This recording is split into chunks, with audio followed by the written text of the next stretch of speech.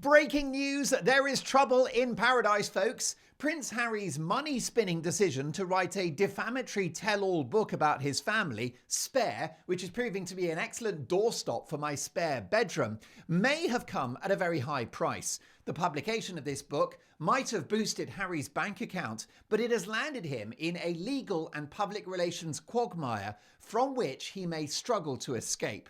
So, breaking today, a US judge has finally released Prince Harry's US visa documents following a long campaign by the brave and heroic US think tank, the Heritage Foundation, who questioned why Harry's visa was granted after he admitted in his book to prior drug use. The think tank has argued that Harry either received special treatment from the previous administration or that he lied on his immigration forms. Now, the foundation has argued that his automatic right to privacy was completely outweighed by intense public interest in getting to the truth about his visa application. Now, the latest is a federal judge has ruled in the foundation's favour and said documents related to his visa application could be unsealed, allowing a host of files from the case to be revealed immediately. But critically, they are heavily redacted and do not include the visa application itself, leaving a million questions unanswered. So what this means in plain English is that we still don't know, and we may never know, whether Harry in his application truthfully disclosed his past drug use, which means this shocking story will never go away and will haunt Harry for the rest of his days. Now, notwithstanding where this leaves Harry legally, what an insult to the American people that he may well have flouted the rules on behalf of by omitting information about his drug use on an official form whilst disclosing it in excruciating detail in his book. By the way, why was there so much detail about his drug use in the book? I think it was done to add some excitement to the story and to counterbalance all of his tedious moaning.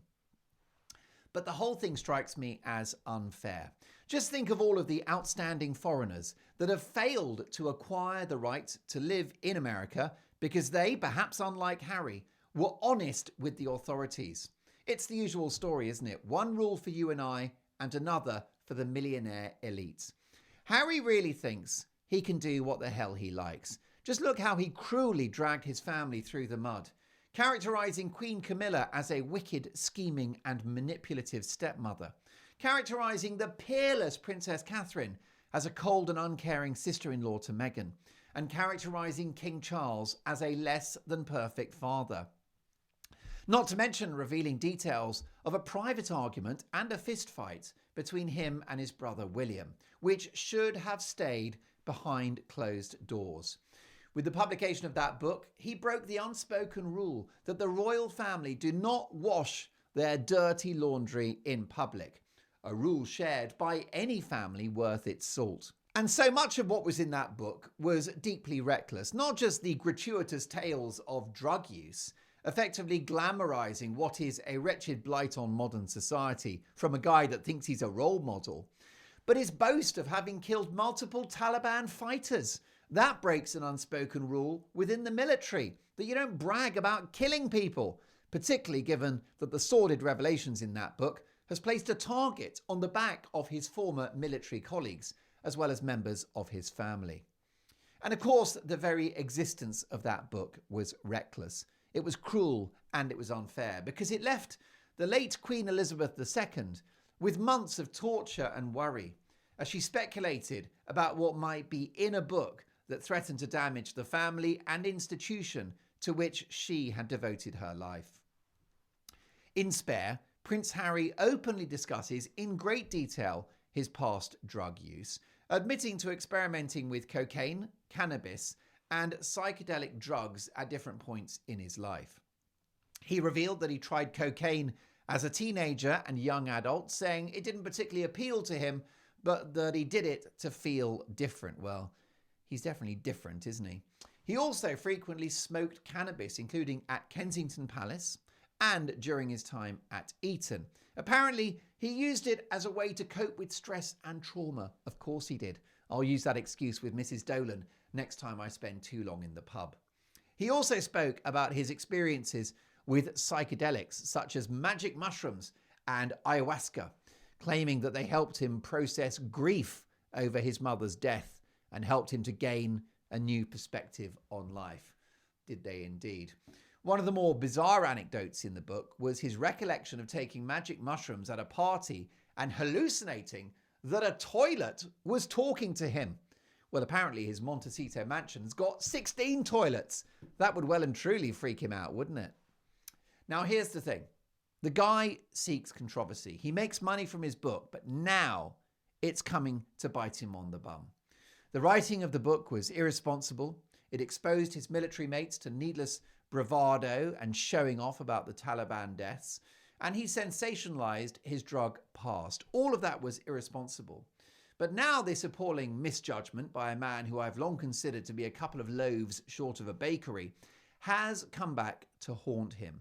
Donald Trump has very kindly said that he won't be deporting Harry, as the Duke has bigger problems like his terrible wife Meghan. Well, whether you like Donald Trump or don't, it's difficult to challenge that assessment. But it's a huge embarrassment for the Duke and will anger Americans who have got to follow the rules of their own country, but which a rich aristocrat may have ignored.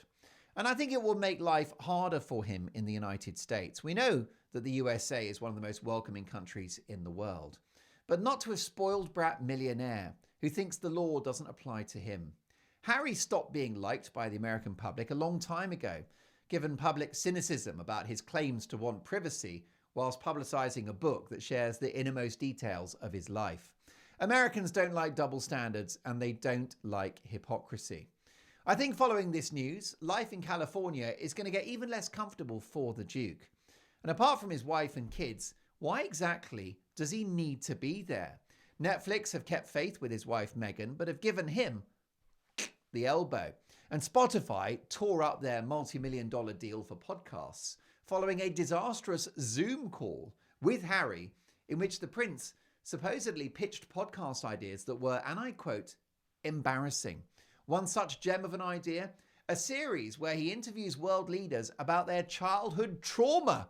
That sounds jolly. And another suggestion, a podcast where Harry interviews figures from history like Pope John Paul II, who, I hate to break it to Harry, is dead. So that's a tough booking. Was he planning to host a seance? And when it became clear that Harry didn't have the goods, Spotify showed him the door. Perhaps the US authorities should show Harry the door as well.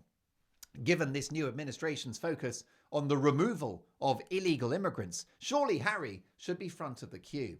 Well, he's definitely back of the queue when it comes to brains, intellect, and judgment. Or maybe we should blame the ayahuasca.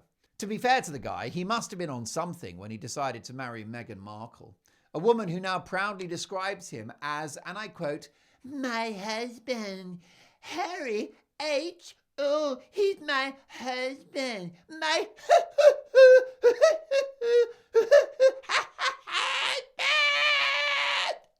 Yikes, how long before he's back on the hard stuff? And with persistent questions about what he did and didn't write on that visa form, Harry's American dream has turned into an American nightmare.